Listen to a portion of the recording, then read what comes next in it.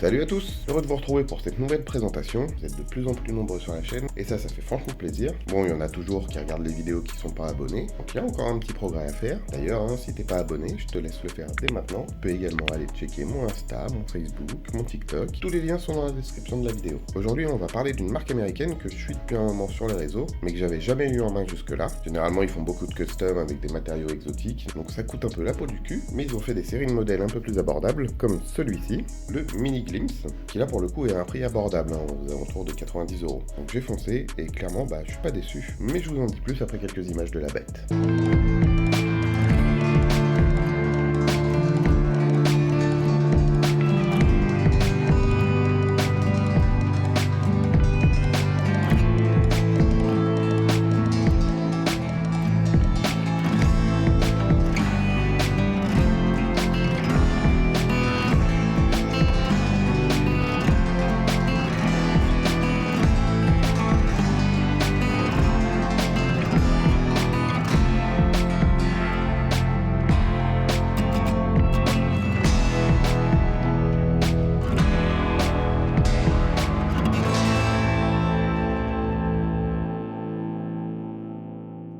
Commençons avec ses caractéristiques. On a une taille totale de 17,8 cm, une taille fermée de 10,2 cm, une taille de lame de 7,6 cm, une épaisseur de 3,8 mm, remarquable au niveau le plus épais, le tout pour un poids de 119 grammes. Concernant la lame, généralement c'est ce qui fait le plus chez eux, quel que soit le modèle. On a une lame en D2 qui est juste sublime à mon goût, avec ce faux tranchant ici en haut, et cette gorge là sur tout le long, avec les petits trous et tout ça là, ça lui donne vraiment une super gueule.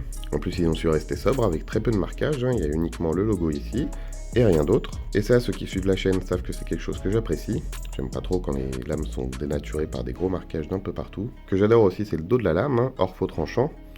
Ici, là, c'est très bien contourné, c'est vraiment très agréable quand on pose le doigt dessus. Bon, par contre, il n'y a pas de jinping, donc forcément ça accroche un petit peu moins. Mais honnêtement, jusqu'ici, ça m'a jamais gêné. Cette magnifique lame se déploie grâce à un flipper, bon, qui est pas forcément des plus discrets, il faut le dire. Mais avec sa forme en courbe, je trouve que ça s'intègre bien au design du couteau. C'est pas choquant, et même ouvert, ça fait une sorte de petite garde, franchement, qui est pas dégueulasse. Mais surtout, il est super efficace, il suffit d'une simple pression, et puis après, les roulements à billes font le reste. Après ça, le verrouillage se fait grâce à un liner lock, qui est assez épais, comme vous pouvez le voir, et qui est facilement déverrouillable. On le chope très facilement et ça se ferme tout seul. Le manche est fait de plaquettes en G10, fixées sur des platines en acier inoxydable qui ne sont pas ajourées, ce qui explique son poids, surtout quand on voit l'épaisseur des platines, il suffit de voir l'épaisseur du liner lock. Du coup, en ajourant même un petit peu, à mon avis, ils auraient gagné un petit peu de poids.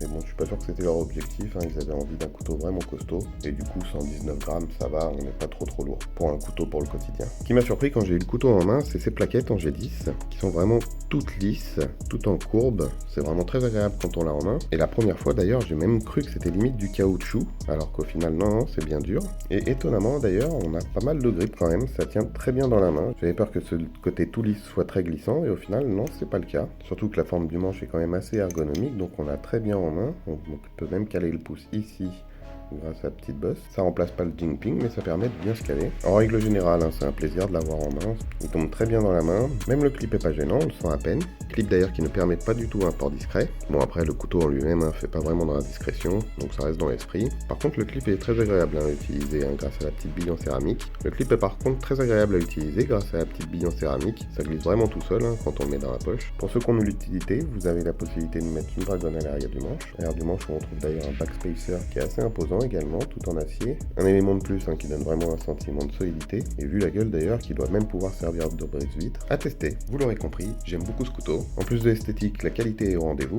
tout est bien ajusté, les platines sont bien intégrées dans les plaquettes, la lame est parfaitement centrée. À l'utilisation, il est confortable, efficace, et assez polyvalent. On a vraiment un sentiment de solidité quand on l'a en main, grâce notamment à l'épaisseur de la lame et des platines. Mais en contrepartie, du coup, il est peut-être un petit peu lourd pour un couteau de cette taille-là, même si ça reste très correct pour pouvoir le porter au quotidien. Voilà pour cette présentation. N'hésitez pas à me dire en commentaire ce que vous avez pensé du couteau, ce que vous pensez de la marque si vous la connaissez déjà. N'hésitez pas à soutenir la chaîne en vous abonnant si c'est pas fait, en mettant un petit pouce vers le haut, un petit commentaire pour le référencement, et puis vous pouvez aller checker également tous mes réseaux, tous les liens sont en description de la vidéo. Moi, comme d'habitude, je vous laisse avec les tests de coupe et des petites photos sympas du couteau, et on se revoit très vite pour une nouvelle présentation. Ciao!